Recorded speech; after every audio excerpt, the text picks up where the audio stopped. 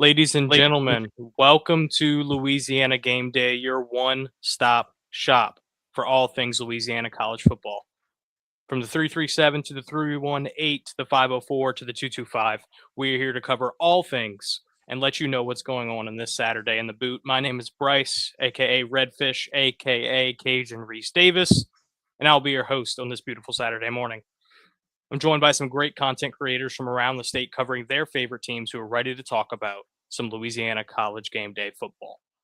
If you have not already, make sure to go back and watch last week's Louisiana College Game Day, the very first we did. And we're really proud of that product, and we're hoping to keep on bringing it to you every Saturday morning. We're really excited to keep on doing this, and I know these guys are ready to talk about their teams, repping every team from around the state. So without any further ado, let's get to know the boot. So last week we started off with our main man, Dusty, and he was not here this week to cover ULM, but some words from the wise. Alabama is hosting the ULM Warhawks, and they will be marching back to Monroe with a loss. Watch the news at 10 for the final score. Eric, our main man with the best accent I've ever heard, covered Nichols for us last week, and he was cautiously optimistic about their chance to go into Troy and get the upset. Unfortunately, it didn't happen, so he will not be here today as he mourns the loss 38-20. And that kind of covers our team on the Bayou and our team up in the Northeast. But we have some people who weren't able to be with us last week. We put out another video, if you want to go back and watch that, covering Southern and Grambling, our HBCUs here in Louisiana. But they are here this week and really excited to tell you what we can expect from Southern and Grambling. So without any further ado, No Chill, you want to talk to us about what we can see from Grambling and Southern this week? Hey, good morning, everyone. First off, we've got Grambling taking on Ohio State in Columbus, Ohio. Uh, it's going to be a good payday for the G-men out in Grambling. Uh, Coach Mickey Dosel spoke to what to expect, and he says he expects the band to compete. But other than that, don't have any high hope for an upset. We just hope that we see this team come out of this game healthy and return home ready for some better, closer competition, and also get ready for the SWAC. Southern welcomes in Alabama State, a rival in the SWAC. Crazy thing about this is actually not a conference game, but Alabama State comes in this game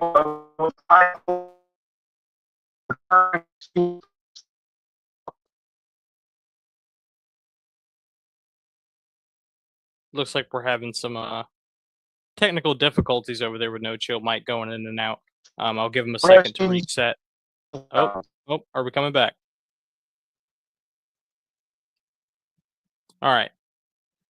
Sorry Looks about like that, guys. Can you hear me there we okay? go. There we go. Hit us with it. You were talking about Southern Alabama. Um, what can we expect from that game? It's not a conference game, but it's something that's going to mean something for the SWAC. Yes, it does. So this is more of I guess you could say, bragging rights game here. These two teams are rivals in the SWAC. But then again, what game in the SWAC isn't a rivalry? But you got Alabama State coming in this game with a lot of fanfare. Andrew Body went up to UAB last week. He did a measly 18 or 24, 312 yards passing, 4 touchdowns. He also added another 110 plus yards rushing and another touchdown.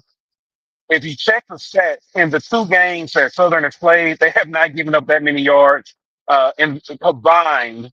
So expect this one to be a very interesting matchup for Southern. If they can't get that defense together and slow this team down, it may lead to a very long season. Expect Alabama State to stack the box to try to slow down Holly and Franklin. But also, we hope to see Southern spread the ball out a little bit more. That actually got a little bit more difficult as last week their starting quarterback, Jalen Woods, got injured with a concussion and is out this week for protocol. Cameron McCoy is going to come in and get the start. He's a little bit banged up, but we'll see what he can do and see how this offense translates as they go into non-conference SWAC play, I guess you could say. That's all we Yeah, have here, guys. I mean, it definitely feels like injuries to the quarterback is kind of the story of Louisiana football right now. not only for Southern, but later we're going to talk to CST about the injury to Walker Howard. One thing I will say about Grambling was that was a hilarious comment that he said when he said, you know, we got a good band and they got a good band, but we know why we're going there, and it's to get a payday. So, you know, those teams aren't always playing for bragging rights. Sometimes they're playing to help the resources for their program. And if they can, you know, take those resources and use it to make their program better, then that's what we care about here in Louisiana is all teams shining and all teams getting better. So before we move on to you, oh shoot, I'm stumbling on my words here. Before we move into Louisiana football down in Lafayette, let's do a little bit of a national talk here where we will talk about our road dog. So basically what a road dog is any team that's going on the road that is an underdog and that we like to cover the spread. So, for example, last week I took Syracuse, and that was a horrible bet. It looked great until the fourth quarter, and then Tennessee came out and scored like 20 unanswered and really ruined my bet there. But I'll go ahead and start it again this week. This week, Kansas is 6.5 point underdogs going into Columbia, Missouri. This is one of those heated rivalry games that a lot of people don't really know about if you're not in that area of the country. But it's something I've gotten to listen to and pay attention to this past week that they've talked about. So I'm really excited to watch this game and see who can pull out the W. I think Jalen Daniels, very close to Jaden, something that confused me when Jaden first transferred into LSU. But Jalen Daniels over in Kansas, he's a very highly experienced quarterback coming off some injuries, and he has the ability to both run and throw the ball very efficiently and very effectively. So I think he'll be fun to watch. Mizzou obviously beat up on some lower competition last week, but Kansas is no slouch in the Big 12. They've really turned that program around over the past couple of years, and I'm really expecting them to give the fight to Mizzou. 6.5 points is a lot to give in a rivalry matchup like this, and I think Kansas can travel over the line and hold the spread. Let's go over to Patty. Tell us what you like on this beautiful Saturday morning. Oh man, it's always tough for me when I'm talking about lines and betting. I bet on straight vibes, so don't expect any breakdown or things. But it works out. Go gut bets, right? I'm normally looking for something that's close. Something that's not going to be a big risk. I was joking earlier about taking like FIU and Penn State just because it's such a big spread. But come on, we're not touching that. I think today I'm going to go with Virginia at NC State, getting 2.5 points. Both good football programs. I think it'll be a tough match, so we'll see what comes out of that. But throw $1 on it, see what happens. You're muted. I'm back, Bryce. You're muted, Bryce. I'm fixing it. I'm sorry. I got to get used to this whole usually muted on the headset, but now it's muted on the computer thing.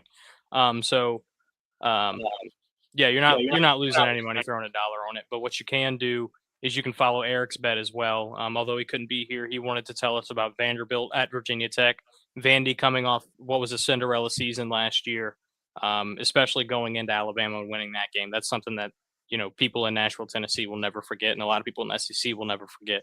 But they're marching into Virginia Tech this week. Virginia Tech coming off a heartbreaking loss with the Beamer Bowl last week. South Carolina was able to handle business, so that they're kind of already down from last week, and then Vandy's going in there with Diego Pavia and a really scrappy team. So we'll see how they can handle business, but Eric likes the 2.5 points there. Let's kick it on over to CST. Give us your road dog, and then once you're done with that, we'll move straight into what we can expect from the Cajuns this week. Yeah, we were between two games. It was between USF and I think it was Oklahoma, Michigan. We decided to go big. We decided to go with USF plus 18.5. It changed. It's 18.5 now. I just think they looked great last week. I think Byron Brown is just one of the best quarterbacks in the nation. I think he's solidified that last week. And I understand Florida's Florida. DJ Lagway did really good last week, but they really didn't play anybody for what the team was. What was it? It was LIU. I understand, but I just think Byron Brown's going to be the deciding factor. I think he's going to go head-to-head with DJ Lagway. And I just think they go surprise some people in Florida. Yeah, we're going to talk about USF Florida a little bit later when we get into our road to the playoff segment. So I don't want to bury the lead too much, but um, I like that you talked about that game, and I have some strong feelings about that game as well. So, Glad to like I hear it. said, we covered all the teams up north. Let's move into the southern Louisiana portion, and let's talk about the boys down in Lafayette. Heartbreaking loss last week to Rice, and some even more heartbreaking news that came out later in the week about quarterback Walker Howard. Yeah, well, the Cajuns last week, lots of high expectations coming into this season. We were all thinking that, Walker Howard coming in from Ole Miss, top dual threat quarterback in the country, as a recruit, as a prospect out of high school in the class of 2022, comes in the first game. Offense looked bad, to be honest. Defense played on the other side. Defense played really well, especially in the second half. I thought the one big thing that really messed us up was Shelton Sampson and the 9 drops that he had. And as someone who comes from LSU, you expect him to be able to make the good and great catches. And so he really wasn't able to do that last week. I mean, he was dropping wide open passes. So it was just all around a mess on the offense. And then, of course, on the final drive of the game, Walker Howard goes down, gets injured. He was able to get back up and walk on his own. We weren't sure what had happened. We thought he would just come out for one play. He didn't come in for the rest of the game. And a few days later, on Wednesday or Thursday, we were informed that he suffered an oblique injury on that final drive. He made a trip to Birmingham a couple days ago on Thursday to see a specialist, and it was determined that the injury was serious, and he will be getting surgery. He actually had surgery yesterday, and he won't be able to throw for about 6 to 8 weeks, which for more than likely means that his season is over. So before he was able to get things started, it all tumbled down and it just went downhill. So you look at this game versus McNeese today. This is a game, and I was speaking to Jim Gazzolo from the Lake Charles American Press the other day. He said that, look, this game probably doesn't mean much for the Cajuns as much as it means to McNeese. Because, look, McNeese is this team that really wants to prove themselves. They played a really great game against Louisiana Christian last week, and they think they have a chance this week. And with Walker Howard going down, that chance only goes up. So, look, as a Cajuns fan myself, I know a lot of Cajuns fans probably won't like this, but I do consider this to be a rivalry. McNeese does have the edge over us. I expect it to be a really great game. Daniel Beal will be starting at quarterback. We also expect Lunch Winfield to get some snaps as some sort of like a Taysom Hill style type of reps. Hopefully, the receivers will be able to bounce back. We've heard all week that these receivers have been working on the jugs machine, improving their catching. And so, hopefully we can see a cleaner offense. And although we're playing an FCS opponent, this is McNeese. This is a team who's just down the road from us. They're a really great football team, a team I think should also be in the FBS as well. However, I do think today we're expecting more runs than passes, mainly due to the situation at quarterback. So they're just trying to get Daniel Beal into this rhythm here. But look, I had said this over the offseason. We lost so much talent. This team is young. This team is inexperienced. Walker Howard came in, doesn't have collegiate experience. Shelton Sampson comes in, he doesn't have collegiate experience. Half of your offensive line doesn't have collegiate experience. And so, all these high expectation that this team would win 9, 10 games this season, I never really bought into it. I kind of got forced into it because of the hype that everybody was trying to get into here in Lafayette. But realistically, last week's game was a game that really said, look, this team is young. This team is inexperienced. We're not as good as we say we are on paper. But today, this is a great opportunity for this team to bounce back. I think, with defense playing really well last week, I expect lots of more low-scoring games this season. And look, the spread right now is 16.5 in favor of UL. I personally think that McNeese will cover the plus 16.5. I think it'll be a closer game than the spread might say it is. So I'm looking at a potentially 20 to 17 game, 24 to 20 game, something like that. I think it's gonna be a really great game. Can't wait for it. Hopefully, all the McNeese fans down in Lake Charles make the trip here and pack this stadium as well as Caden's fans over here. So that's that on UL and McNeese. Yeah, I think it'll be a fun matchup specifically because it's an in-state matchup. I mean, anytime you have a team coming in from a different part of the state coming over to your house, it should always be a fun time because in the end, it doesn't really matter who wins. Louisiana wins in general, and that's something we really Right. like to emphasize here on Louisiana Game Days. Listen, we don't care if we go over on the week or we all go undefeated. We're all here about the same sport and the same state protecting Louisiana college football. A couple things about what you said. I think them transitioning into a run-based offense won't be bad for them because they have a two-headed monster there, and Bill Davis and Zylan Perry, who I think are two very good backs, Right. and can carry a workload really, really well. Obviously it's unfortunate that Walker Howard goes down, and as an LSU fan, I knew Shelton Sampson wouldn't catch every ball thrown his way because we've seen it happen, and he didn't hit the field when we had very little depth last year. I think he played in 2 games, and one of those was the Grambling game where we were winning by 50 points.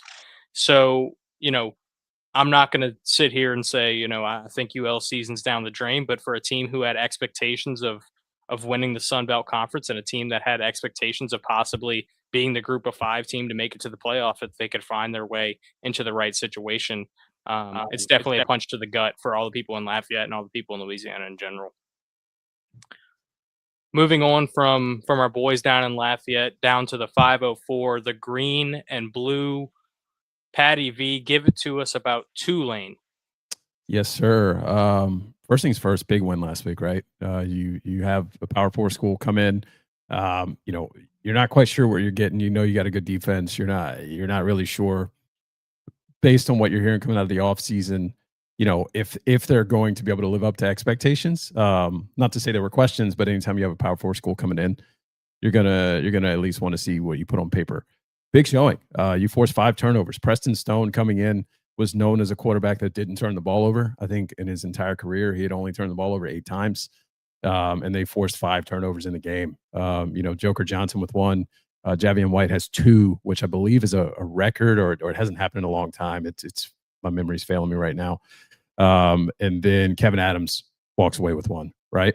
But even aside from that, I mean, there was a lot from that game, a lot of disruption coming out of Santana Hopper, on the D-line. Mo Westmoreland looked really great.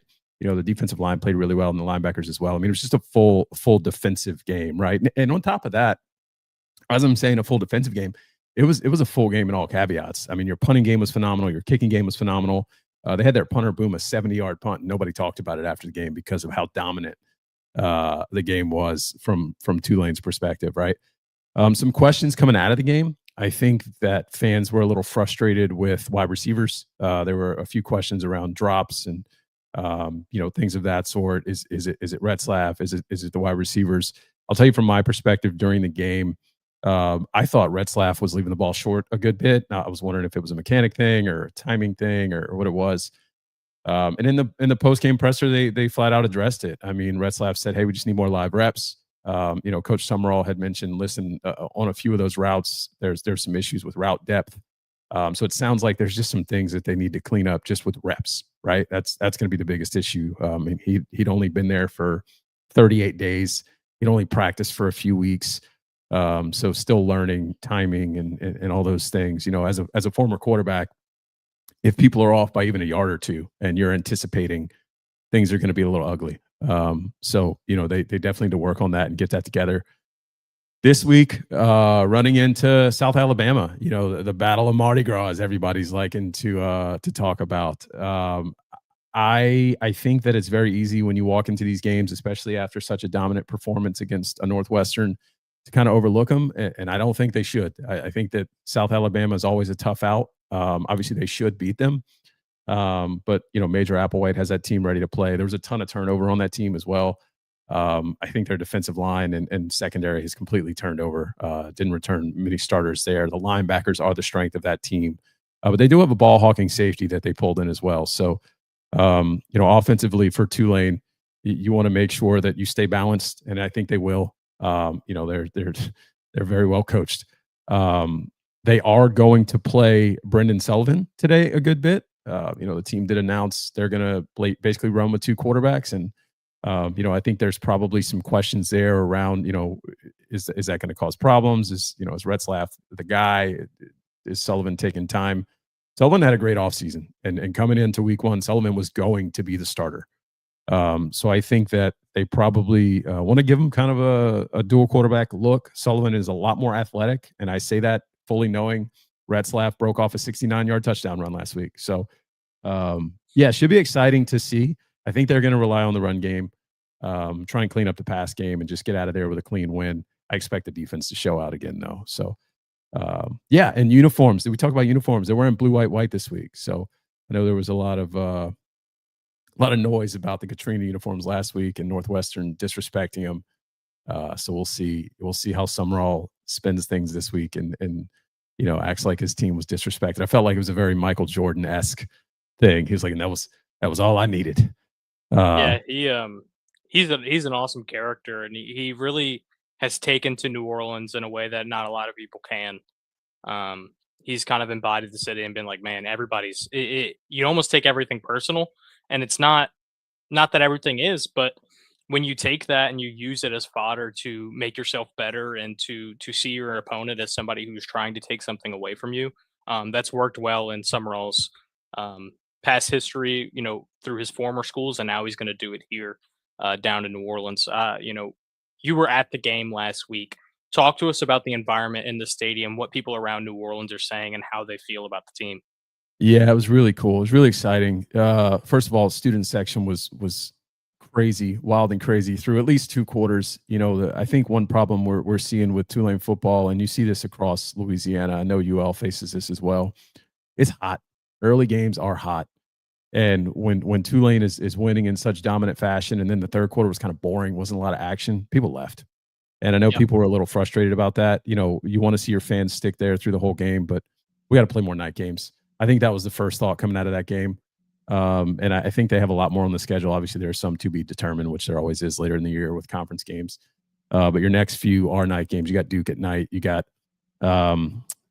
ECU, I think, at night. You got a few night games coming up here. So that's exciting. Outside of that, from what the city's saying, I think that going back to Summerall, his comments after the game, it won a lot of people over. The city of New Orleans and football fans in general love to hear a guy talk like that, especially about New Orleans. You love New Orleans, it'll love you back. I saw a lot of LSU fans, which you don't normally see, basically saying, listen, I'm riding and dying with this guy. So come on board. I know that some Tulane fans will feel kind of weird and icky about accepting, purple and gold guys onto the ship, but the more the merrier. We need support. And you like two teams, and eventually your kids end up liking the Green Wave, and before you know it, that budding rivalry's back. Also, LSU should play Tulane every year. Let's just get that on the table. All right, just gonna throw that out there. We'll. I'm 100% in. Listen, I'm 100% in on that. I would love to bring that back. I don't speak for every LSU fan because I can't, but I do not understand why LSU fans would ever hate on Tulane, hate on UL Lafayette, hate on any team in the state, because it's not like we're playing every year. It's not like we're in the same conference. It's not like we're competing against similar opponents. Like, these are two completely different things. I've never understood the hate between LSU and Tulane, or LSU and UL. I cheer for every team in Louisiana, and that's the way it should be, in my opinion. But if we start playing Tulane every year, that might have to change. Yeah, you gotta get the right. I think some of it's rooted in the old rivalry that old heads from Tulane hold on to, and whenever Tulane or even UL, I'm sure when they bring up things with LSU kind of gives them the little brother treatment, and then it just kind of heightens everything, and it's like no. So I think it would be fun to play again. I just really never have understood it. Why are we causing problems that aren't there? I'm going to be cheering for Tulane all season. I hope UL can find a way to bounce back from this Walker Howard injury, and Shelton Sampson can work on that jugs machine and learn how to catch a ball and make it work. Before we move on to our boys down in Baton Rouge, we have one more guy who wants to cover a team that I know he talks passionately about. Logan, give us the breakdown on the Southeastern Lions. Last week against the Louisiana Tech Bulldogs, they got the brakes beat off of them. To put it mildly, they couldn't get anything going on offense or defense. And this upcoming matchup against the Murray State Racers, they have to figure it out. They have to figure out who is going to be the quarterback, because they have Kyle Lowe, the transfer from Tennessee Tech and Georgia State. They also have Carson Camp, both mobile quarterbacks. One is more accurate than the other, but the defense is better than the offense. And I think going forward, if they can't figure it out, then I don't know what the heck Selfo is actually going to do. And I'm kind of worried already, and it's only week 2 for Southeastern. I have no idea what the heck they're going to do. There's a lot of adjustments that need to be made, but I'm hoping this is the week against Murray State they get back on track. Yeah, I mean, we talked last week specifically about that defensive line and how much impact we expected them to have. Now, obviously, Southeastern traveled up to Ruston, and they took on a Louisiana Tech team who's coming down to Baton Rouge today. But 24-0 in-state matchup, smaller schools. Like you said, I mean, it's not necessarily the defense's fault when the offense can't put up a point. So how did your expectations change after the game? And maybe what are you looking forward to improving as the season goes on? I'm hoping that they can get the passing game going, because and just offense in general. Defense, holding Louisiana Tech to 24 points when they could have scored more, was absolutely a win in my book. But on offense, they just have to get something going. Last week against Louisiana Tech, they couldn't throw the ball, they couldn't run the ball, they couldn't do anything. There was a lot of foolish mistakes on the offensive side of the ball, and I'm just hoping that Coach Frank Selfo and offensive coordinator Anthony Selfo can just adjust. And also, just with the quarterback situation, you have to figure out who is going to be your guy going forward. Because I know in the past, Southeastern has had a 2-quarterback system when they had Chase and Virgil and Cole Kelly years ago. But this year, they have to figure out who is the guy. Who is going to give you the best chance to win? Is it Carson Camp? Is it Kyle Lowe? And once they figure that out, I think you'll see the Southeastern maybe have a good season. But if not, then you might not see Southeastern win more than 3 games this year. So I'm hoping the reason why my expectations changed was just the offense looks atrocious. Let's hope the boys down in Hammond, America can figure it out. That way the show can be a little bit more exciting mid-season rather than talking about a 1-5 Southeastern Lions program. But obviously we talked about Louisiana Tech, played Southeastern last week. This week they're coming down to Death Valley. The battle for Death Valley was last week. Clemson, LSU, top 10 matchup, and our boys in purple and gold were able to bring out the W, 17-10. It was a matchup that the whole nation was watching. I think it was talked about all over social media, whether you're an LSU fan, Clemson fan, or had never watched either team. It was a really exciting matchup. I think it was a great defensive battle. LSU's defense came out flying to the ball. They were aggressive while also maintaining their adjustments and being able to play safe on the back end. Something we've seen from LSU in the past is when you start blitzing, the coverage on the back end just opens up. And they were susceptible to downfield marks. But here we saw DJ Pickett, a true freshman, only get targeted, I believe, once, and it was an incompletion. You saw a transfer and Mansour Delane come in from Virginia Tech and absolutely shut down what was one of the best 1-2 punches in the country in Clemson's wide receiver room. Now, Antonio Williams did go out. He was kind of a really good weapon for Clemson, but they still couldn't make it work. Got completely shut out in the second half by a Blake Baker defense that was playing out of their minds with the hairs on fire, and really sticking it to a team that had a lot of expectations coming out of the season. Clemson's the favorite in the ACC. Clemson had national title hopes. Clemson's going to be a top 4 seed in the playoffs. And week 1, LSU goes in there and shows them who boss is. Now going to the offensive side, Garrett Nussmeier. He's exactly what LSU needs, in my opinion. He's not flashy like Joe Burrow. He's not going to throw for 550 yards and 6 touchdowns in a game. and start flashing the ring and, you know, smoke cigars in the locker room. Um, that's not necessarily what Garrett Nussmeier does. In my opinion, Garrett Nussmeier is the best version of a game manager you can have. He's going to deliver the ball on time and accurately, and he's going to make the right decision. Now, he does have that gunslinger mentality every now and then that he'll throw the ball downfield into triple coverage, and you're like, Garrett, why'd you do that? But we didn't see that at all against Clemson. High completion percentage, I think it was around 70%, 230 yards and a touchdown. And the biggest thing to me was no turnovers from Garrett Nussmeier. That was extremely important to taking home the W in Clemson. We only score 17 points, but it's against the Clemson team where they have 2 top 10 D linemen. You look at Peter Woods and you look at TJ Parker, and these are guys who put bulletin board material out there saying, oh, we'll show them. Ask me after the game what the real Death Valley is. And then they go home with a loss in Clemson, South Carolina. But I think it was really important for that offensive line to gel and get some reps together. I mean, you heard it before the season started. You heard it from Brian Kelly. Is this is an offensive line where we're going to have to play 6 or 7 guys. There's no running out 5. It's your best 5, and they play every single snap. Not only that, but early in the game, you have 2 of them go down, and you have to kind of just plug and play guys. And Paul Mabenga comes in there and plays great. You have some shifting along the line with DJ Chester and Cohen Eccles, and we're seeing a lot of guys step up and play their best football. So it was really exciting to see. My biggest takeaway from the game, other than the defense, is the running game. Last year, we had a bottom 20, I believe, in FBS running the ball every game. Caden Durham is a super talented back, but the offensive line just couldn't get the ball past the line of scrimmage when it came to the backside of the backfield. And we saw some sparks from Xavier Thomas using, you know, kind of that Deebo Samuel role that you see in the NFL, where he was taking the ball out of the backfield. He was taking it close to the line of scrimmage and seeing what he can do once the ball is in his hands and then working the ball downfield. So we saw a lot of exciting stuff out of LSU.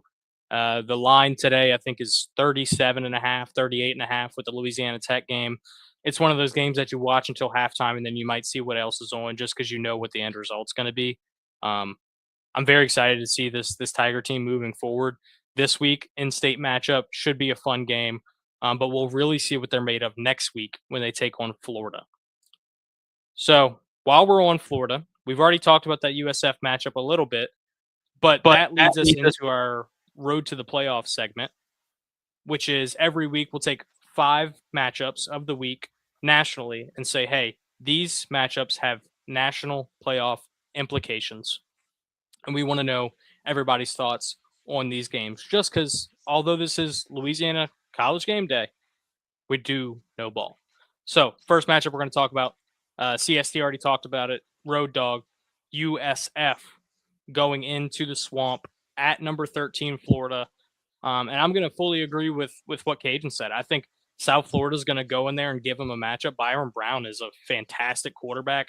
What I love about him is that he put his shoulder down, put it into people's chest, and went across the goal line. It's a quarterback who's not afraid to play physical. It's a quarterback who's not afraid to take chances. And USF dominated Boise State from whistle to whistle last week. So I expect them to go into the Swamp and give Florida a fight. DJ Lagway was not what we expected him to be to start the season, and that's against an LIU team who some people didn't even know how to football program.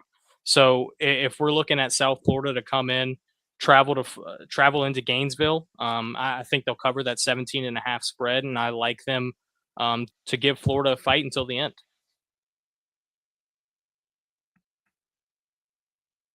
Can I just jump in here? Is that how this? Yeah, go for it. Go for it. Let's talk about it. I think questions for this game, or specifically for me, do revolve around USF. I think Florida, first of all, is going to come out angry, right? It's an SEC school. They got a lot of talent on that football team. DJ Lagway is a lot better than he looked last week. I question if Boise State was really any good coming into the season, if they deserve that top 25 ranking.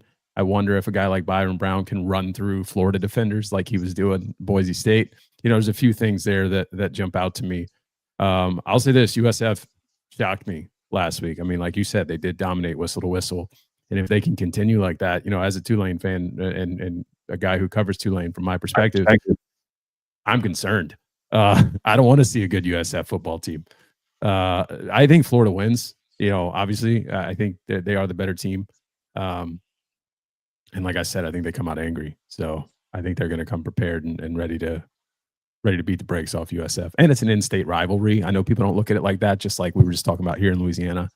I guarantee there's a little extra around this game. Yeah, I mean, I saw people from Florida complaining about USF calling themselves USF when they're located in Tampa. So, even small things like that people naturally don't think of, you automatically have some sort of rub the wrong way when you're playing against a team who's a couple hours down the road. Staying in the SEC, we've got Mississippi State going into Arizona State. Arizona State, number 12 in the country. We saw a Cinderella run from them last year going into the college football playoff. Kenny Dillingham is a phenomenal coach. But Cam Scadaboo's gone, and he was a phenomenon for the college football playoff. Sam Levitt stuck around, and he's a phenomenal quarterback who we could see break into one of those breakout guys who makes it into the first round of the NFL draft after being wildly unknown. So Arizona State's got a lot of potential, but how are they going to face off against an SEC team in Mississippi State who played really, really well last week against another in-state rival against Southern Miss? I like Arizona State to cover the 6.5 line. I think Mississippi State, although they are an SEC team who gets lots of Mississippi players into that program, I think Arizona State is a team who's coming off the college football playoff, and they have a lot to prove that it wasn't just some fluke year last year, that they have an actual solid program who's looking to improve every year and make their mark on the college football playoff race. So I'm going to say Arizona State covers that 6.5 line. Whoever wants to jump in, give us your thoughts. Yeah, I'll do a little bit. I think with it being at Arizona State, I think they're going to cover as well. I don't think they look too great last week, but I mean it was week 1. Everyone's going to have those hiccups, so we'll see how they come out this week. I really like Sam Levitt. I think he's one of the better quarterbacks in the country. So we'll see how that goes. But I think at home, I think he's got to give the edge to Arizona State.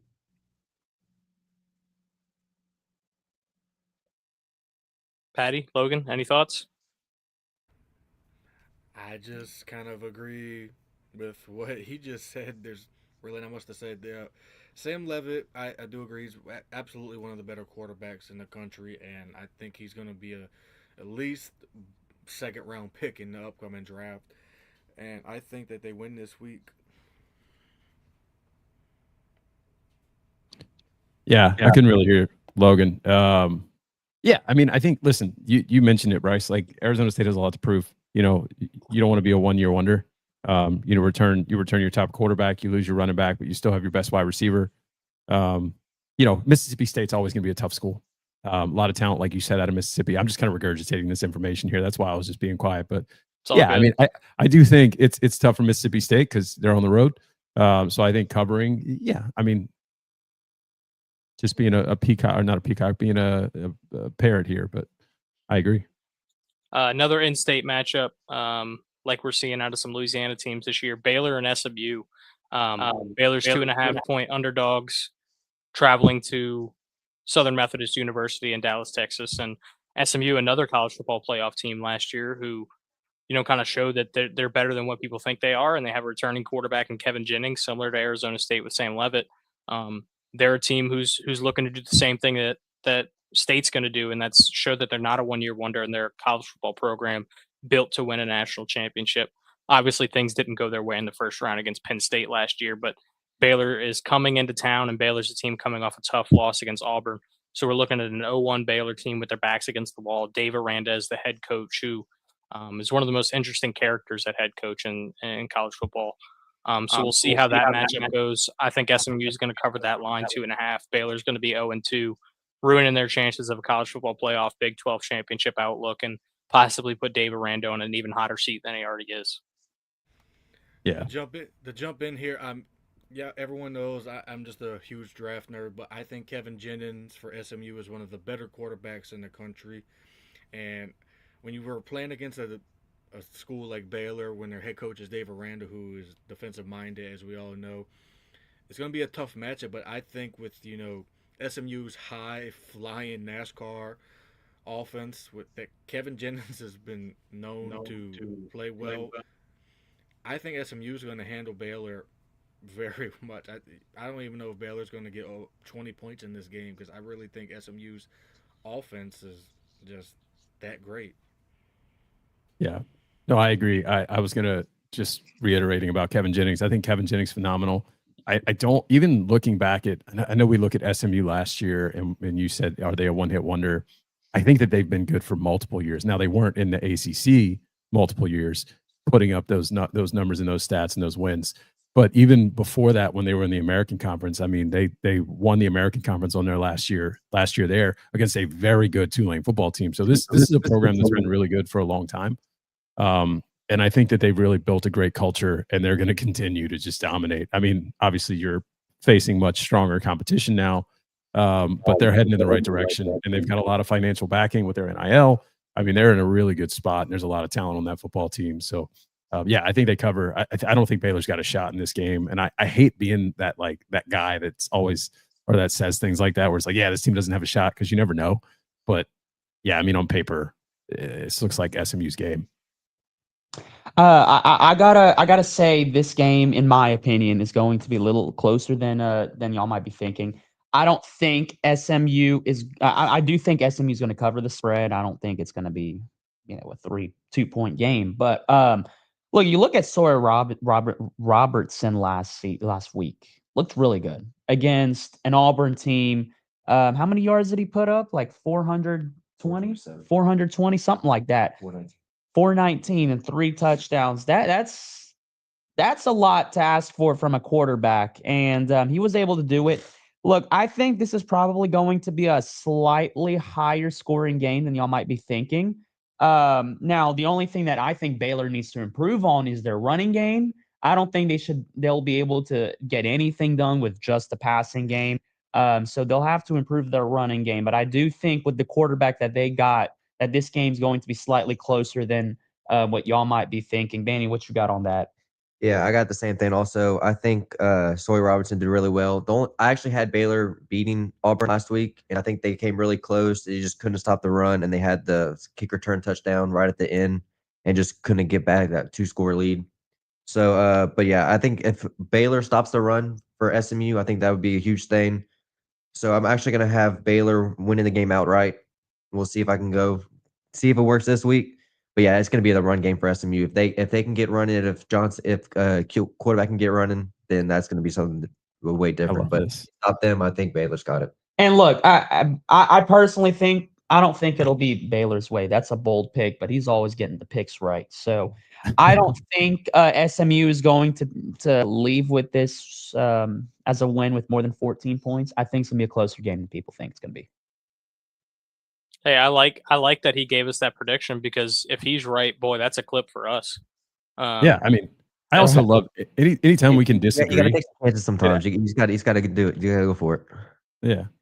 Anytime we can disagree, it adds to the conversation. And then next week, I can mess with you if you're wrong. So, that's the way we I do was it wrong, around I'll here. just not show up. Hey, it's worth it if you get it right though. So yeah, we'll see after today. Moving from a game we think could be a high scoring affair to one that probably will hit the under, and that's Iowa going into Iowa State. Obviously in-state rivalry, big matchup, and one that's going to have college football playoff implications, because Iowa State is looking like a powerhouse right now. I mean, they've got a guy who can hit a 63-yard field goal. What's going to stop them? But Iowa every single year has a top 10 defense, and that hasn't stopped this year. They're top 15, and they've only played one game. So, I mean, you're looking at an Iowa team who has something to prove with bringing in a big-time transfer at quarterback. Their offense has never been something that's been impressive, but they're trying to turn it around and trying to figure it out. But they're going on the road against Iowa State, 3.5-point underdogs. I think Rocco Beck is just too good. Iowa's always going to have that great defense, but Rocco Beck is somebody who's been in the system. He understands how to play, and last year we saw him kind of take over in the maroon and gold, and I think he's going to continue to do so. And I think Iowa State's a sneaky team that could come out and really break some hearts in the Big Ten. What are you guys thinking in this matchup? Give me Iowa State 9-3. 9-3. 9-3. Wow. It's Iowa football. Come on, guys. Yep. I'm not gonna be that crazy like Pat over here, but I think Iowa State's offense with Rocco Beck, I really do like them this year. And Iowa, for whatever reason, hasn't had an offense since probably the 50s for whatever reason. But I think Iowa State, even going up against the Iowa Hawkeyes defense, I think they're going to absolutely beat the brakes off of Iowa. Beat the brakes off is tough. Give me That's just my Iowa bold State. prediction. Give me Iowa State 31-10. Ooh. I think this is going to be a high scoring game for Iowa State. I don't think Iowa's going to get much done. Look, they have a really great running game. We didn't see much out of their passing game last week against UAlbany. But look, like we were just talking about, Iowa State's quarterback is on fire right now, and I expect them to continue this momentum. You got anything? Yeah, this is actually on our podcast. I do picks of the week, and this is actually my main one. I had Iowa State covering -2.5. I just think they're the much better team. I think Rocco Beck's just going to throw against Iowa's defense, and if Iowa State runs stuffs to run game, it's going to be lights out for Iowa State. It won't be close. If Phil Parker's defense in Iowa is 31-10, that's going to be some interesting conversations nationwide. But moving on, I think the biggest matchup of the weekend with the CFP implications is two teams looking to bounce back after a rough year. One that won a national championship 2 years ago, and another that has been a national title contender for, since I've been alive, truthfully.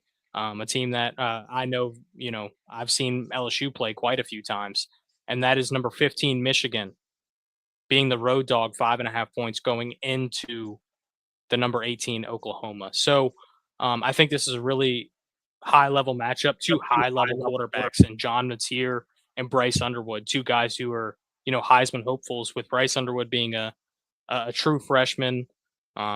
Obviously was committed to LSU for the longest time, was the number one player in the country, and then flips his commitment last second, goes to Michigan. I'm not going to get into the dirty dirt sheets of that, with whether it was NIL money or he signing contracts or whatever the case may be. To me, it really doesn't matter. Focus on the team that you have in your locker room. Don't focus on the guys outside of it. And that's kind of how I feel about the Tigers. But yeah, this is a big time matchup with Michigan and Oklahoma. I think if Michigan can pull this one out, this puts them right in the Mount Rushmore, if you will, of Big Ten teams, with Oregon, Penn State, and Ohio State, of who's going to compete to come out of that conference. And then if Oklahoma can win this game, that really gives them an edge in the SEC of playing a high level team with a really, really good defense that they'll be able to build on and keep on winning throughout the season. So for me, I think it's really tough to pick this game because it's two kind of similar teams. You look at two really high level defenses with defensive minded coaches. Even thinking about Sharon Moore, he's an Oklahoma guy. So he's going back home to face off against his alma mater. And I think it'll be a really close matchup. So I like Michigan with the points at the 5.5. And I think I even like Michigan to go ahead and win that game. I think John Mateer has to show me some more. I think Brent Venables has to build on what they did last year. And I think this will be a really tough matchup. I'd like Michigan to go in and pull off the upset in Oklahoma. Yeah, it's tough. I think just echoing that, it's really tough. I think that I lean Oklahoma just because it's at Oklahoma. They have improved their offensive line, which was a massive issue for them last year. Their defense is still solid, still stout. Obviously, they lose some guys to the NFL, but yeah, it's really tough. Like you mentioned, they're built very similar. I think I believe, and this is just a gut feeling, and I think that John Mateer he's got it together. I think that he's what, year two now. And I think that you'll start to see him, putting a better product on the field. It's tough, Yeah. though. It's tough. I could agree with you too and say no, Michigan comes in. So I'm interested to see the outcome of this game, and it's got a lot of implications. I think this game could go either way as well. I thought Bryce Underwood last week, although they were playing New Mexico or who was it, New Mexico State, one of those two. I thought he looked really good as a freshman. He's going to have a lot on his plate today against an Oklahoma team, like we were just saying, has a really good defense. But you also got a running back in Haynes who was able to put up 160 yards last week. I don't think it's going to be a high scoring game. It's probably a 20-17 game. Part of me says it could be a 20-14 game. I don't know. I'm struggling to figure out who's going to cover the spread. I'm a Michigan fan a little bit as well. But if I had to say, I think only because Oklahoma's at home that they'll cover the spread to make this a 20-14 or maybe a 24-17 game. It's gonna be a really great game though, regardless of whoever wins. Yeah, I've looked at this game so much. It's really hard to go, but I think the quarterback is going to be the main difference. I think Bryce Underwood's going to have kind of what Arch did last week. I think it's going to be too much against the top team at the away game too. I think it's going to be too much for Bryce. The spread's kind of big though, so I'm not really sure. I think it's going to be a really close game. We really could go either way, but I'll probably give Michigan to cover, but still Oklahoma to win. Just to kind of bounce off of what everyone said, I'm kind of the opposite. I kind of want to see more from Bryce Underwood more than I want to see from John Mateer, because I think John Mateer is the better quarterback overall, which I'm sure a lot of people would agree. And I think going into Oklahoma that, that Britt Venables has always got his defense ready, being the former DC that he is. And I think Oklahoma is going to win this game. I don't think it's going to be as close as everyone is saying it's going to be. I think they're going to get after Bryce Underwood early, just to kind of make him make those, true freshman mistakes, because he is a true freshman after all. And I think you're going to see Oklahoma just take it to Michigan. I'm not saying they're going to beat the brakes off of them, but I think it's going to be Oklahoma's going to win this game more than people think they are. Listen, I think it's going to be a really fun matchup, and I think we have a lot of good football to look forward to this weekend. I know last weekend was jam-packed with a lot of, top 10 ranked matchups, but anytime that college football can be on the TV is a good day for me. So I'm really excited to, continue to watch college football throughout the season, specifically here in Louisiana. If you haven't given us a chance already, go ahead and click subscribe if you're on YouTube. Follow us on all of our social medias. You can find us right there at Be in the Know. Go over to theknow.com and read some of the articles coming out. Talking about LSU. We cover national stuff. We cover, the Saints, the Pels, podcasts coming out almost every day with different kinds of content with your favorite Louisiana sports teams. So whether you love Louisiana Gameday or you want to look more to professional sports league, we've got you covered here at the Know. So we appreciate you watching. You can always come back and watch us right here on YouTube. Go watch past episodes, see what we got right, what we got wrong, because we'll always do both. But until next time, we want to thank you for watching us here in Louisiana Gameday, and we will see you next week.